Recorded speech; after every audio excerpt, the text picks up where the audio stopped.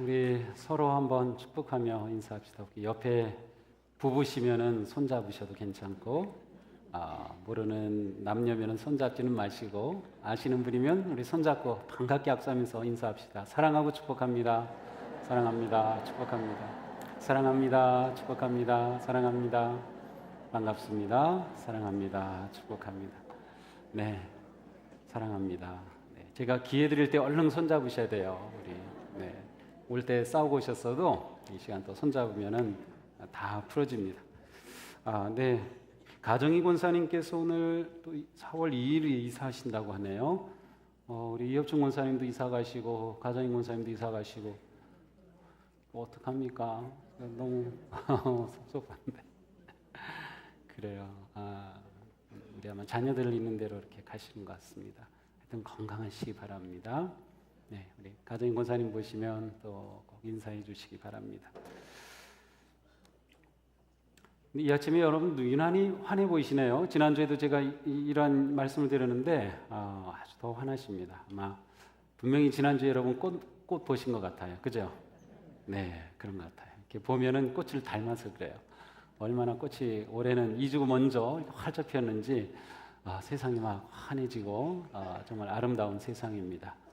우리 마음에도 기쁨의 소망의 사랑의 꽃이 활짝 피기를 축복합니다. 자, 우리 예배관에서 계속 말씀을 듣는데 오늘은 좀 특별합니다. 왜냐하면 그동안은 우리가 말씀을 통해서 예배의 의미, 예배의 태도, 예배를 어떻게 드려야 될지 하나님이 받으시는 예배에 관한 많은 말씀들을 들었는데요. 오늘은 예배를 제가 강의하려고 합니다. 설교는 설교인데 교육 설교입니다. 강의 설교입니다. 그래서 우리가 그리스도인들로서 이 예배관에서 꼭 알아야 될 것들, 제 생각에 여러분들 가운데 우리 기독교 예배관에서 오늘 듣는 이야기를 평생 처음 듣는 분이 한 90%는 넘을 것 같고요. 오늘 얘기 못 들으면 세상 떠날 때까지 못 들으실 분도 90% 넘을 것 같습니다. 그래서 제가 안 할 수가 없어서 오늘 좀 이러한 내용의 설교로 여러분들에게 말씀을 드리게 되었습니다. 자, 기독교 예배는 어떻게 시작이 되었을까요? 그것은 당연하죠. 예수님을 믿는 사람들, 예수님이 내 삶의 구주가 되십니다. 내 인생의 주인이십니다. 메시아가 되십니다. 라고 하는 예수 그리스도를 믿고 그리스도의 십자가의 구속의 은혜에 감격하며 그 예수님을 따라가기를 원하며 그 예수님이 인도하시는 생명의 길을 걷기 원하는 사람들이 모여서 드린 예배가 우리 기독교 예배의 시작이 되었습니다. 자, 그런데 여기 처음 그리스도인들은 유대인들이었습니다. 처음 그리스도인들은 유대인들이었어요. 그렇기 때문에 그들은 처음에 예수님을 믿고 따르지만 그들이 유대인으로서 드리던 성전 예배와 회당 예배가 있었습니다. 그들은 예수님을 따르면서도 회당에 가서 예배를 드렸습니다. 유대인들의 회당 예배는 기독교의 예배와 이렇게 연결이 되어서 기독교의 예배의 틀을 형성하는 데 아주 중요한 역할을 하게 되었습니다. 이스라엘의 회당은 남유다가 기원전 587년에 바벨론에 의해 멸망당하고 사람들이 포로로 끌려갑니다. 그래서 그곳에서 지내는 동안 70여 년 지내는 동안 어떻게 우리가 우리의 믿음을 자녀들에게 전수할까? 어떻게 우리가 하나님을 예배할까 하면서 그곳에서 생겨난 것이 바로 회당입니다. 회당은 말 그대로 모이는 곳이라는 의미입니다. 그냥 모이는 곳, synagogue, 모인다, 모이는 그곳입니다. 회당입니다. 그래서 그들은 회당에 모여서 말씀을 읽고 가르치고 예배하는 그러한 전통을 세우게 되고 그들이 다시 돌아와서 이스라엘이 회복이 되죠. 예루살렘 성벽을 느헤미야를 통해 다시 세우고 에스라를 통해서 말씀으로 민족이 신앙적으로 다시 세워집니다. 학계 선지자를 통해서 또 다시 세워집니다. 그래서 다시 회복이 되었을 때에도 그들은 바벨론에서 시작한 회당의 예배를 계속 드립니다. 그래서 예수님 당시에도 성전의 예배도 있지만 회당 예배가 공동체로서 아주 중요한 역할을 합니다.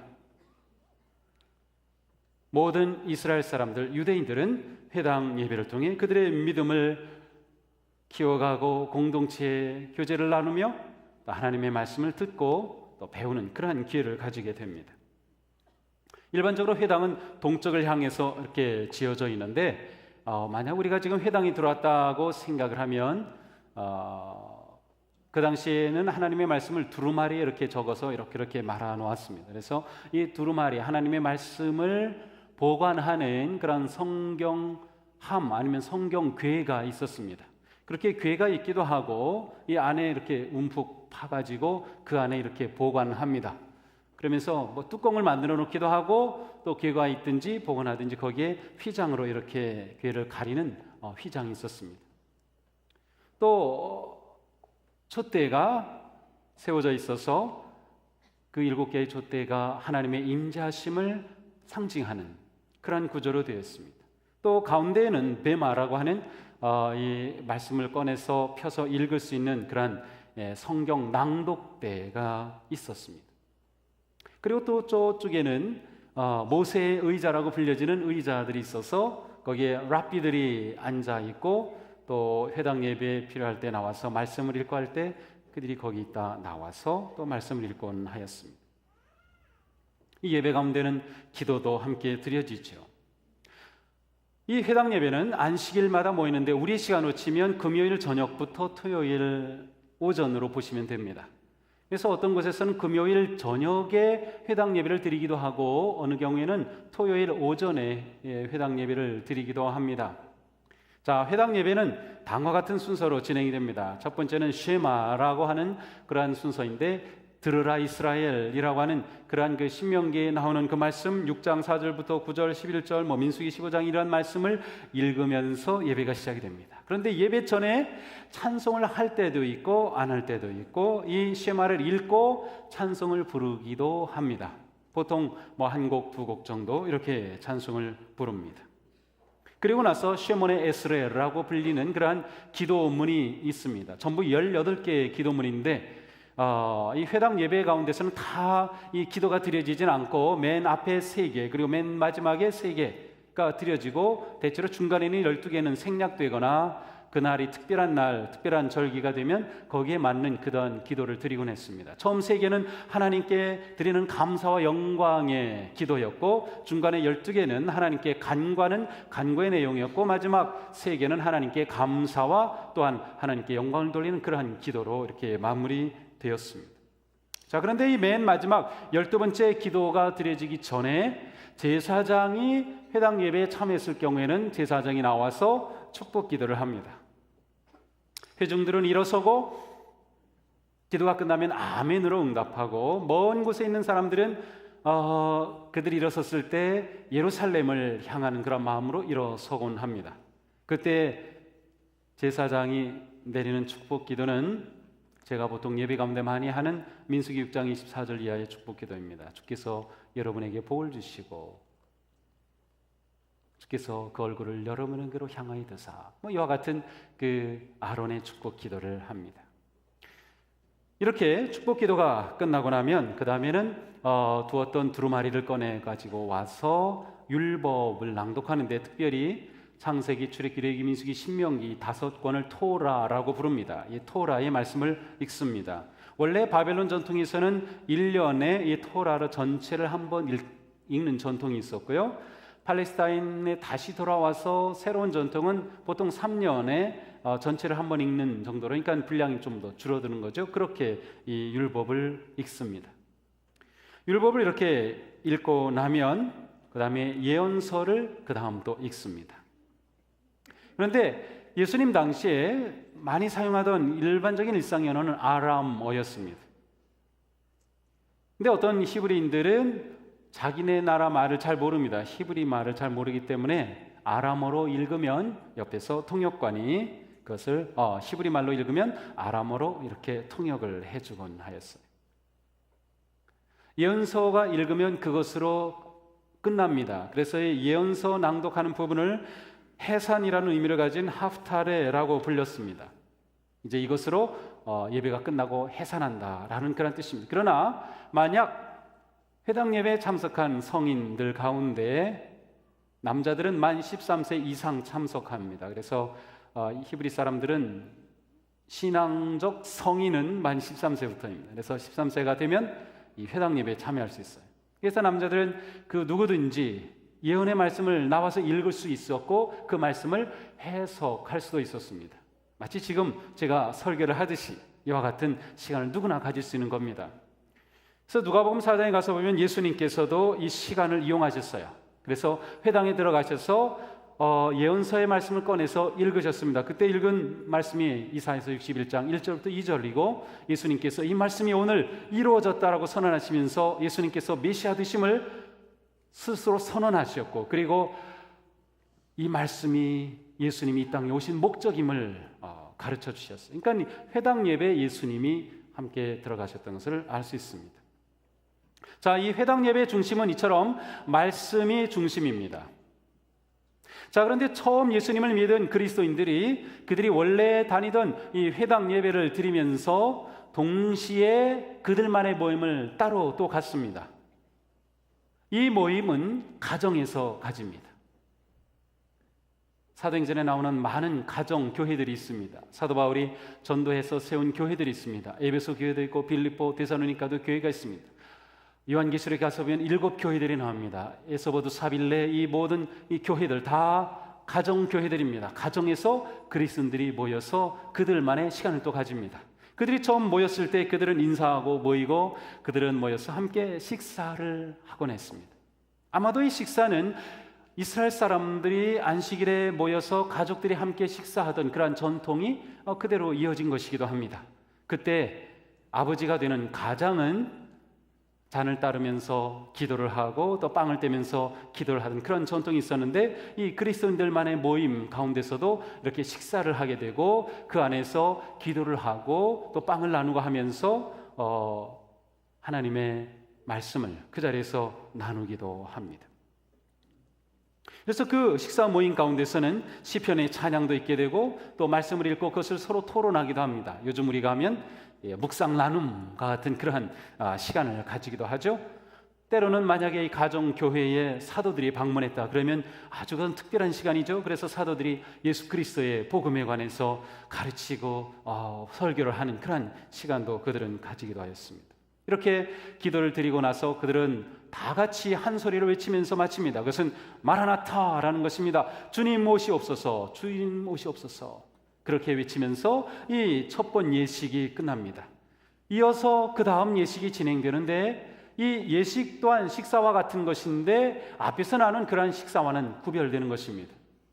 먼저 나눈 식사는 그 식사를 통해서 우리 몸이 건강을 얻고 힘을 얻고 또 교제를 하고 하는 것이었다고 하면 이 두 번째 예식은 영적인 신앙적인 그러한 식사와 같은 것이었습니다.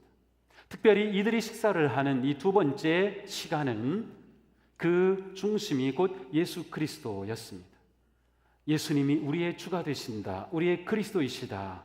그리고 그들은 그것을 통해서 예수 그리스도를 기억하고 예수 그리스도를 예배하고 예수 그리스도를 찬양하고 그리고 예수 그리스도의 오심을 기대하였습니다.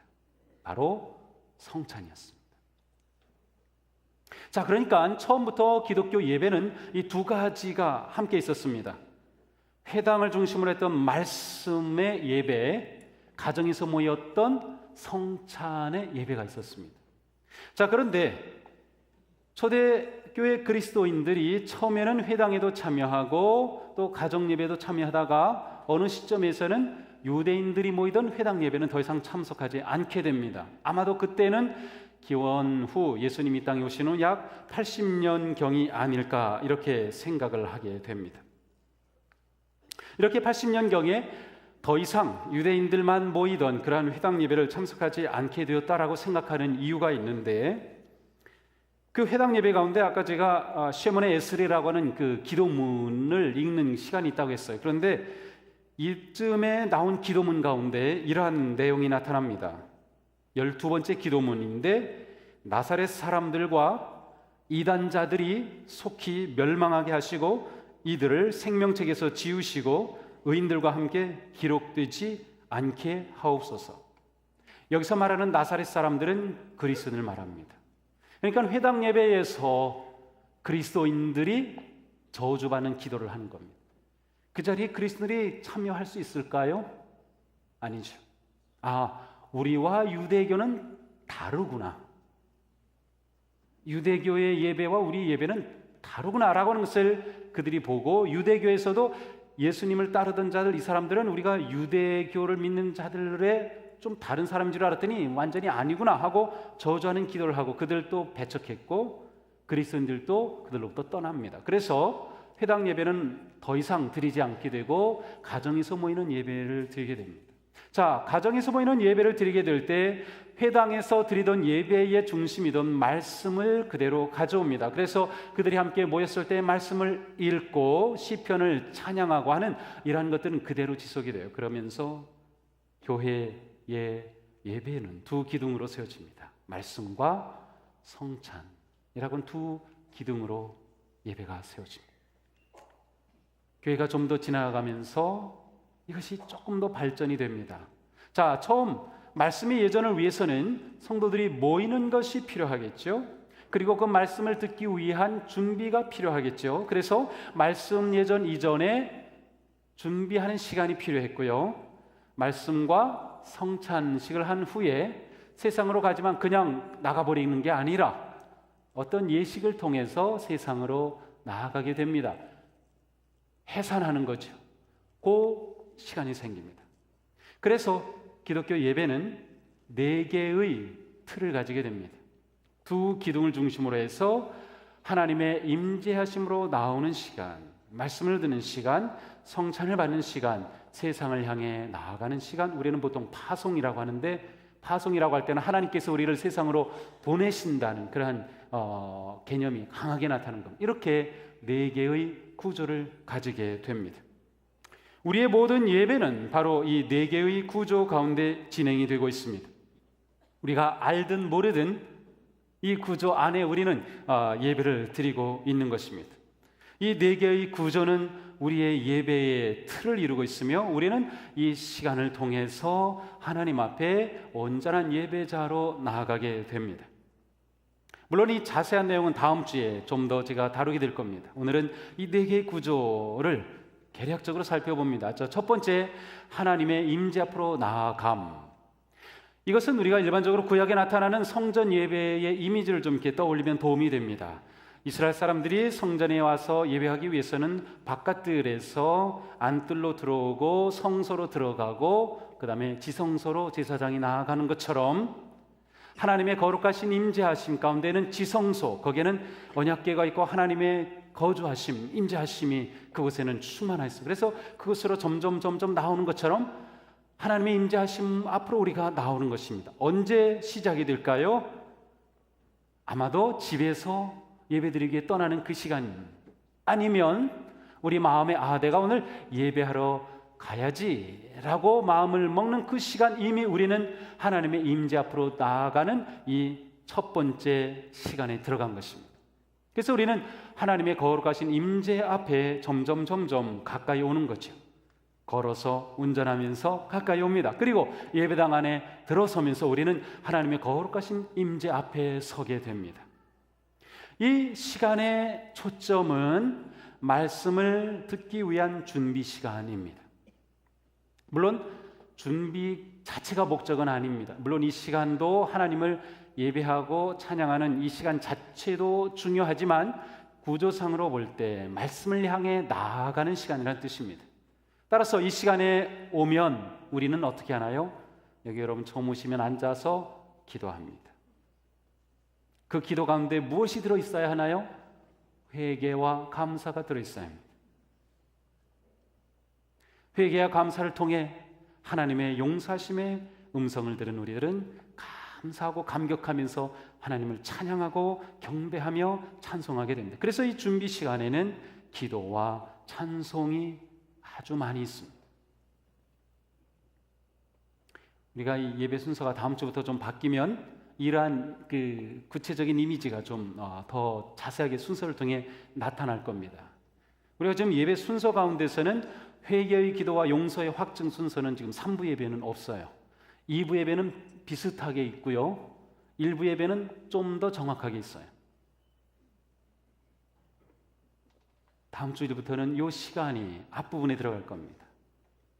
우리가 하나님 앞에 회개하고 기도한 후에 성직자를 통해서 하나님의 용서의 선언이 주어지면 우리는 그 용서의 말씀을 듣고 확신하면서 감격 가운데 더 가까이 성소를 향해, 지성소를 향해 나아가죠. 이것이 바로 하나님 임재로 나아가는 그러한 시간입니다.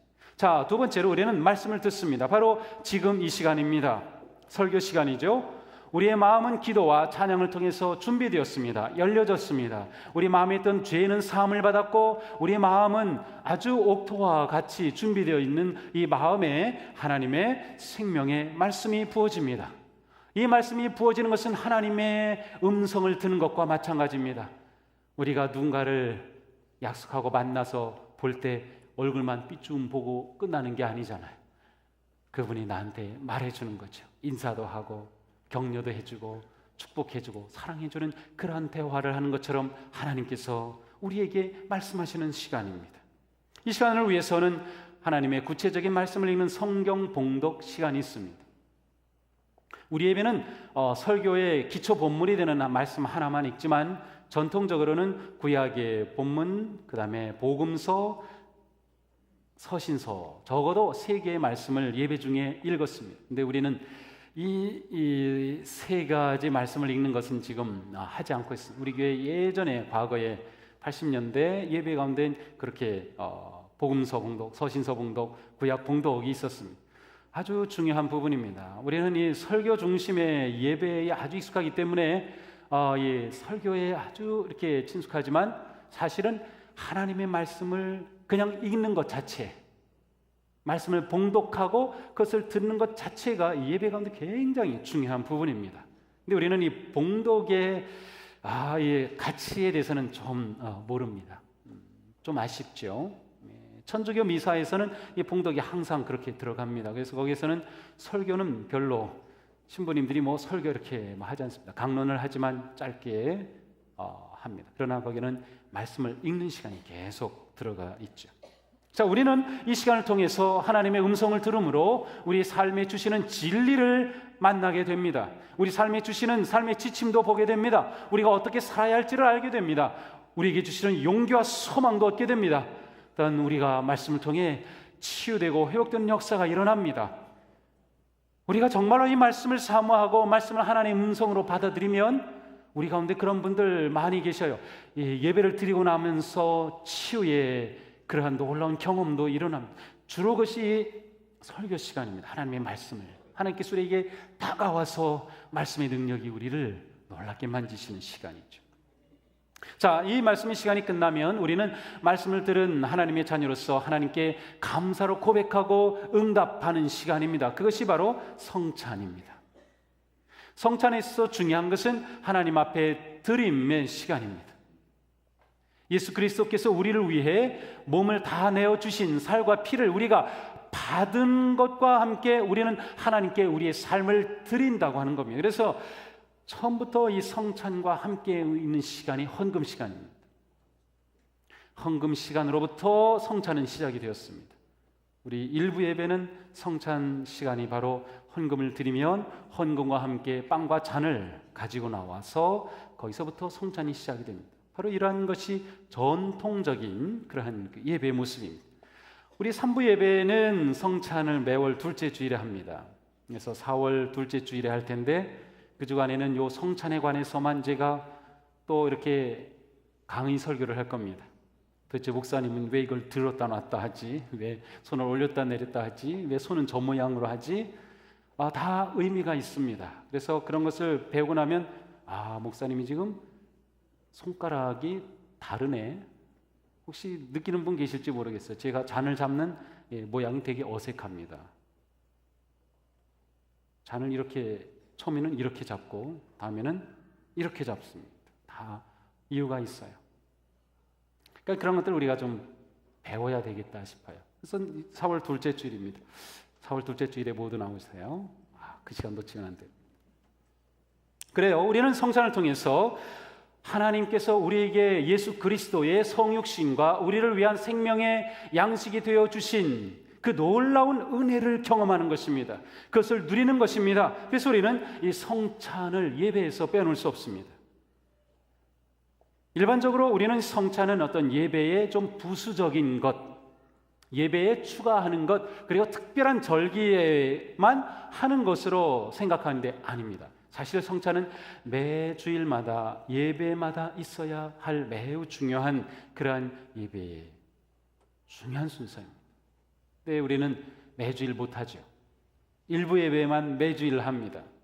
그래서 제가 조금씩 우리 2부, 3부, 4부 예배도 매주일 이렇게 하면 좋겠다 싶은데 여러분들은 벌써 시간 되게 길어지겠다, 늦게 끝나겠다 막 그러실 것 같아요. 하여튼 근데 제가 어떡합니까? 이게 진짜 우리가 받은 예배인데 성찬을 안 하고 예배를 할 수가 없어요. 그러니까 우리 지금 시간 가운데 성찬의 흔적이 남아있는 순서는 이 헌금 순서입니다. 우리 일반 예배 가운데서는. 그러니까 그 시간에 우리는 최대한 성찬의 의미를 되새겨야 하는 것이죠. 자, 우리는 그동안 성찬을 드리면서 받으면서 굉장히 그 분위기가 어두운 분위기였습니다. 요즘은 그렇지 않아요. 왜 그런가 하면 성만찬은 예수님이 제자들과 나누신 최후의 만찬이라고 이렇게 생각하기 때문입니다. 성만찬은 최후의 만찬, 최후의 만찬은 예수님께서 제자들과 마지막 십자가에 달리시기 직전에 나누신 마지막 유월절 만찬. 그래서 거기에는 아주 슬픔과 아주 말할 수 없는 그러한 그 어둡고 침울한 것이 들어있는, 그리고 예수 그리스도의 십자가의 죽으심이 거기에 들어있는, 그래서 이 성찬을 받는 것이 굉장히 부담스럽기도 하고 그 시간이 매우 어두웠습니다. 그것도 성찬의 아주 중요한 부분입니다. 그러나 성찬의 또 중요한 부분은 부활하신 주님입니다. 제자들이 부활하신 주님을 만났을 때 갈릴리 호숫가에서 예수님이 생선까지 구워놓으시고 제자들과 함께 식사를 하십니다. 부활 후의 식사는 예수님 십자가에 달리시기 전의 식사와 함께 제자들에게 있어서 매우 중요한 예수님 경험 사건들입니다. 그래서 성찬은 그리스도의 죽으심뿐만 아니라 그리스도의 부활하심이 함께 나타납니다. 그래서 우리는 성찬을 받을 때 부활하신 주님이 나와 함께 하신다고 하는 그러한 놀라운 감격과 기쁨 가운데 성찬을 받는 겁니다. 그래서 성찬의 분위기는 승리하신 주님입니다. 부활하신 주님. 그래서 아주 밝고 활기차고 힘이 넘치는 것이 성찬의 시간이 되어야 합니다. 그러나 우리가 드리게 될 성금요 예배라든지 그러한 때 받는 성찬은 완전히 정말 그리스도의 십자가 중심이기 때문에 그때는 부활의 주님보다는 십자가 중심의 성찬을 또 받을 겁니다. 그때는 아주 더 우리는 예전에 평소에는 경험하지 못한 그런 깊은 죽음의 어둠 가운데 성찬을 또 받는 거죠. 성찬에 우리가 받을 때 우리의 마음은 어떠해야 하는가를 잘 보여주고 있는 것입니다. 자, 이처럼 성찬은 기독교 예배에 있어서 매우 중요한 그런 부분입니다. 자, 이렇게 말씀도 듣고 성찬을 받은 우리들은 이제 세상을 향해 나아갑니다. 왜 나갑니까? 말씀을 받고 성찬을 받은 우리는 부활의 백성으로 세상에서 사랑하고 섬기며 살기 위해 나아갑니다. 그리스도를 따르는 자가 되기 위해 나아갑니다. 그리스도를 닮은 거룩한 성도로 살아가기 위해 나아갑니다. 그래서 이 시간은 아주 중요합니다. 파송의 시간입니다. 그래서 나아가는 성도들을 향해 축복이 선언됩니다. 그리고 나아가는 성도들은 마지막 파송의 찬송을 부르면서 하나님의 함께하심과 부활의 주님과 승리의 삶, 그리고 내가 이 한 주간 말씀으로 승리하겠다는 그런 결단을 하며 찬양을 부르고 축도를 받고 나아가게 되는 것이죠. 이렇게 해서 우리의 예배는 완성이 되지만 그것은 또 다른 시작입니다. 우리가 이미 들었던 것처럼 우리의 예배는 오늘 모인 요 한 시간이 아니라 이어서 문 밖에 나가는 순간 삶의 예배는 거기서 시작이 됩니다. 파송은 마침과 동시에 새로운 시작입니다. 영어로 졸업식을 commencement라고 하는데 졸업도 되지만 시작이라는 뜻도 있는 것처럼 파송은 예배 이제 끝났다가 아니고 내 삶의 예배가 시작이 되는구나 라고 하는 것이죠. 그러면 예배가 끝나고 나서 우리가 나가는 그 시간은 어때야 할까요? 우리는 예배가 끝나고 제가 축도를 하고 이 오르간 후주 이렇게 다 끝나면은 다 일어나셔서 쫙 밀물처럼 빠져나갑니다. 멋있나요? 밀물처럼 쫙 빠져나가는 게 빨리 끝나기를 기다렸다는 듯이 축도가 벌써 되면 성경책 이렇게 모아놓고 나갈 준비 딱 했다가 아멘 하는 순간 벌떡 일어나서 쫙 나갑니다. 근데 그거는 바르게 나가는 모습이 아닌 것 같은 생각이 들어요. 그래서 다음 주부터는 축도가 끝나면 후주가 있고 좀 더 긴 연주가 있을 겁니다. 찬양대가 성령으로 축도 후에 하기도 할 거고, 성령 후에 오르간 연주가 들어갈 수도 있고, 때로는 독창으로 할 수도 있고, 찬양팀이 나와서도 할 수 있고, 때로는 찬양대가 또 찬양을 부를 수도 있어요. 그래서 예배가 끝난 후에 좀 조용히 좀 더 앉아있자. 그래서 내게 주신 말씀도 생각하고 내가 한 주간 어떻게 살아야 할지를 좀 생각한 후에 나가자. 그리고 나가는 방법도 좀 여러분은 아주 싫어할 것 같은데요. 맨 앞자리부터 좀 나가면 좋을 것 같아요. 그래서 빨리 나가실 분들은 맨 앞자리에 와서 앉으실 거예요. 그래야 맨 앞자리부터 나가요.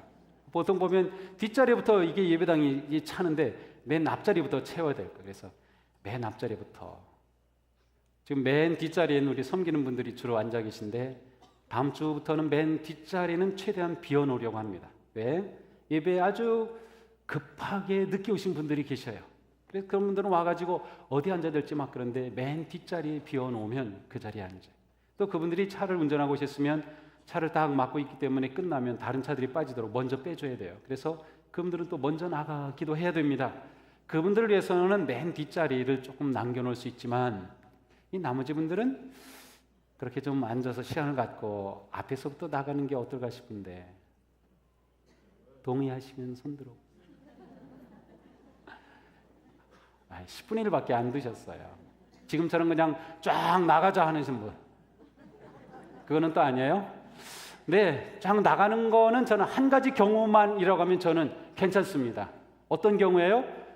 오늘 말씀 듣고 성찬도 받고 빨리 나가서 빨리 사랑하고 싶어요. 빨리 나가서 봉사하고 싶고 빨리 달려가가지고 전도하고 싶고 그래서 참을 수가 없어. 그래서 막 그런 분들은 막 뛰어나가세요. 괜찮아요. 그런 분이 아니라고 하면 좀 앉아있자. 좀 그래 보면 어떨까 싶어요. 좀 불편한 거 있을지 모르겠는데 그래야 5분입니다. 5분 먼저 가서 그렇게 특별히 좋아진 거 있나요? 어차피 마찬가지인데, 그죠? 근데 우린 굉장히 조급증에 걸렸어요. 그냥 끝나면 빨리 나가야 되고, 빨리 나가야 되고. 그래서 저도 그냥 아주 천천히 나갈 겁니다. 그래서 저하고 혹시 악수라도 하고 눈 맞추고 싶은 분은 나가시면 저 못 만날 거예요. 아주 천천히 늦게 나갈 테니까. 네. 좀 우리 예배가 좀 어떻게 더 하나님 앞에 바르게 또 정말 의미 있고 감동적인 예배가 될까? 제가 그냥 고민하는 겁니다. 자, 오늘 우리는 우리 교회의 기독교의 예배의 중요한 두 가지 기둥을 중심으로 해서 네 가지 행위를 우리가 보았습니다. 자, 우리가 예배 올 때마다 좀 이것을 기억하면 좋겠어요. 내가 지금 하나님의 말씀을 듣기 위해 준비의 자리를 지금 나아가는구나. 하나님의 거룩하신 그 성소, 지성소를 향해 내가 나아가는구나. 내 마음이 어떠해야 할까? 예배 자리에 와서 기도하고 또 내 한 주간의 삶을 고백하고 주님을 기다리고 또 주보를 보면 그날 본문이 나와 있으니까 말씀을 읽으면서 그 말씀을 내 마음에 새기고 또 예배가 시작이 되어 찬양하고 기도하면 감사와 기쁨으로 그 순서를 따라가면서 또 말씀을 들을 때 내 말씀이 그냥 내 마음이 스펀지처럼 쫙 이렇게 있다가 말씀 받으면 그냥 말씀이 내게 다 들어와 가지고 그야말로 내 삶의 진짜 양식이 되고 말이죠. 그리고 하나님 앞에 드림으로 헌신하고 결단하며 나아가는 이 예배, 그리고 한 주간의 삶의 예배가 계속 어우러진다면 우리는 달라질 겁니다. 거룩해질 겁니다. 놀라운 모습으로 세워질 줄로 믿습니다. 이것은 우리 모두가 하나님이 찾으시는 사람, 그 예배자, 복된 성도의 모습으로, 또 우리의 예배가 하나님께 기뻐 영광으로 드리는, 하나님께서 우리 교회를 보시면 너무 좋으셔가지고 어쩜 그렇게 너희들 예배를 그렇게 잘 드리는데 정말 기쁘다, 막 우리에게 영광의 광채를 환히 비춰주시는, 그래가지고 우리 교회 성도님들은 어디를 가든지 얼굴이 다 빛나는 거예요. 화장품 뭐 쓰세요? 물어보면은 우리 교회만 오시면 됩니다. 그렇게 제가 그런 소문 좀 듣기 원합니다. 기대가 됩니다. 한 주간 믿음으로 승리하는 우리 모두가 되시기를 주님의 이름으로 축복합니다. 기도합시다. 주님, 저희들을 예배자로 부르시고 찾으시는 하나님 앞에 섭니다. 오늘도 저희들의 복된 예배자의 자리에 불러주셔서 우리가 예수 그리스도의 구속의 은혜로 말미암아 하나님을 예배할 수 있는 복된 존재가 되게 하여 주심을 감사합니다. 주님, 저희들의 예배가 하나님께서 기뻐하시는 예배, 하나님이 받으시는 예배, 하나님의 임재하심과 말씀하심과 성령님의 충만하심으로 우리의 삶이 진리 앞에 변화되고 새로워지고 우리의 삶이 하나님을 예배하는 거룩한 삶으로 변화되는 그런 복된 예배, 복된 예배자들이 되게 하여 주시옵소서. 이 시대에 온 땅이 어둡고 불의가 가득한 이 땅 속에서 하나님을 예배하는 영광의 빛이 이곳에서 높이 높이 하나님의 그 영광을 드러내는 복된 교회요, 복된 성도들 우리 모두가 되게 하여 주시옵소서. 예수님 이름으로 기도합니다. 아멘.